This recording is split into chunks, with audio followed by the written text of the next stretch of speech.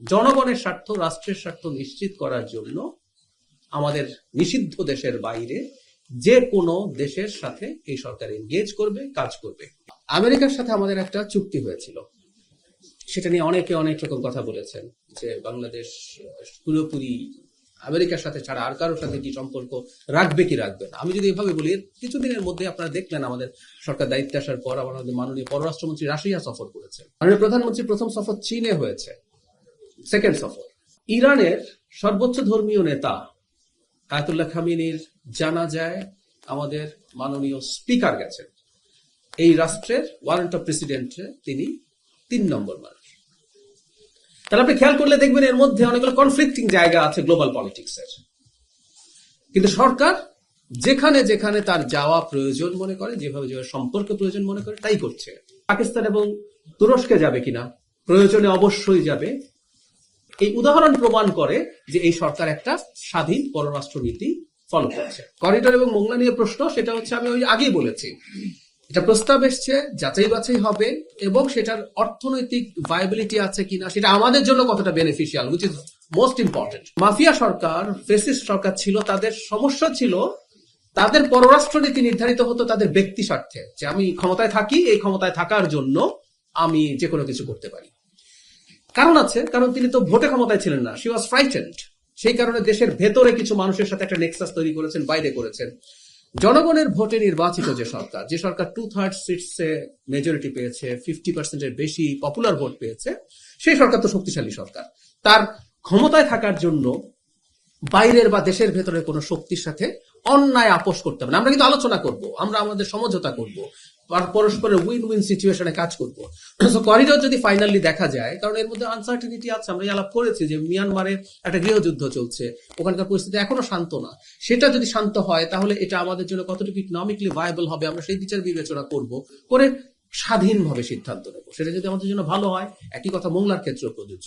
আমি এই কথাটা নিশ্চিত করছি, এই রাষ্ট্র এবং জনগণের স্বার্থ নিশ্চিত করার জন্য যা যা করা দরকার এই সরকার করবেন, মাননীয় প্রধানমন্ত্রী করবেন। জুলাই নিয়ে কটূক্তি ক্রিমিনাল অফেন্স আমরা এখন পর্যন্ত মনে করছি কিনা। জুলাই নিয়ে কটূক্তি হচ্ছে এবং সেটা আমার প্রচন্ড গায়ে লাগে, কিন্তু জুলাই নিয়ে কটূক্তি অত্যন্ত মর্মান্তিক, অত্যন্ত অপ্রত্যাশিত, কিন্তু এটা এখন পর্যন্ত আমরা ক্রিমিনাল অফেন্স হিসাবে আমরা কোনো আইনে এটাকে ইনক্লুড করিনি। সুতরাং আইনগত ব্যবস্থা তাদের বিরুদ্ধে নেয়ার ক্ষেত্রে ওই কাজটা আগে করতে হবে। তো সমাজে এই আলাপটা হওয়া দরকার আছে, জুলাইকে নিয়ে এই ধরনের মন্তব্যকে আমরা ক্রিমিনালাইজ করব কিনা। বিশ্ব সাহিত্য কেন্দ্রের সাথে আমরা স্কুল পর্যায়ে শিশুদের স্কুলে গিয়ে বই পড়ার কর্মসূচি শুরু করতে যাচ্ছি, প্রাথমিক এবং মাধ্যমিক 2 পর্যায়েই।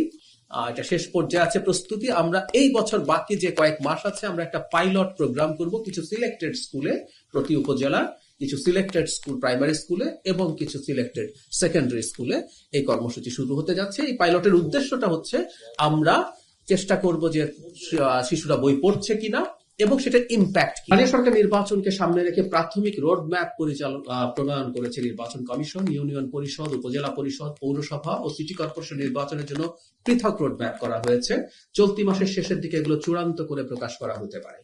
আগস্টের দ্বিতীয়ার্ধে তফসিল ঘোষণা করে অক্টোবরের প্রথমার্ধে ইউনিয়ন পরিষদ নির্বাচন শুরুর পরিকল্পনা করা হচ্ছে। স্থানীয় সরকার নির্বাচন আদৌ হবে কিনা কেউ কেউ এভাবে বলার চেষ্টা করতেন, যেহেতু ওখানে অনেক ক্ষেত্রে প্রশাসক নিয়োগ করা হয়েছে। আমরা রিপিটেডলি বলেছি, আমাদের মাননীয় মন্ত্রী সব সময় বলেছেন যেটা এই বছরের মধ্যেই শুরু হবে, এবং আপনারা জানেন নির্বাচন হওয়ার জন্য একটা বিশেষ সময় লাগে।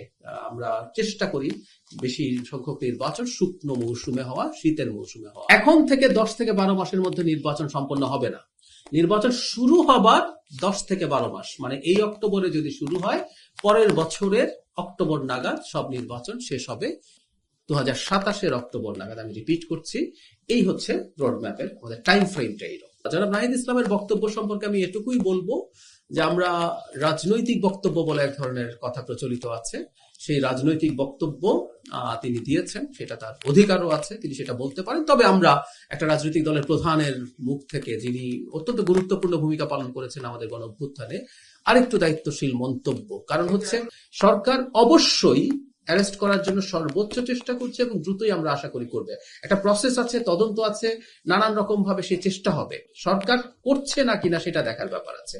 এখন কোনো ঘটনা ঘটে যাওয়ার সাথে সাথে সরকার এটা করেছে, এই ধরনের অভিযোগ, এটা উনি বলতে পারেন যে এটা হয়েছে কেন। একটা রাষ্ট্র বা সরকার সর্বোচ্চ চেষ্টা করার পরও কখনো কোনো অঘটন ঘটতে পারে। সেই সরকারটা সেটাকে কগনিজেন্সে সিরিয়াসলি নিচ্ছে কিনা, ব্যবস্থা নিচ্ছে কিনা, সেটা জরুরি ব্যাপার। এই সরকার নেবে, আমি আপনাকে এটা কনফার্ম করতে পারছি। গ্লোবাল আলোচনা, এটা আমরা সবাই জানি যে পাচারকৃত টাকা ফিরিয়ে আনা হবে, এই কাজটা কঠিন, এই কাজটা খুবই কন্টিনিউয়াসলি লেগে থাকার, এই জন্য ফলাফল দেখতে আমাদের একটু সময় লাগবে। বরং আমরা এখন থেকে যেটা চেষ্টা করছি, ওইটা তো আছেই, যাতে টাকা পাচার না হয়, আমরা সেই কাজটা করার চেষ্টা করব। জুলাই নিয়ে কটূক্তি যদি বলি, আমরা কটূক্তি করছেন, সত্যিই করছে। জুলাই জাদুঘর নিয়ে এই আলাপটা চলছে এবং আমার মনে হয় এই তথ্যটা অলরেডি আছে। 5 অগস্টের আগেই জুলাই জাদুঘর উদ্বোধন হবে। এটার ফাইনাল কিছু কাজ বাকি আছে, সেই কাজগুলো করা হচ্ছে। সেটা মানে ওখানে যে জনবল নিয়োগ আছে, এরকম আরো কিছু কাজ বাকি আছে, হয়ে অবশ্যই 5 অগস্টের আগে জুলাই জাদুঘর উদ্বোধন হবে।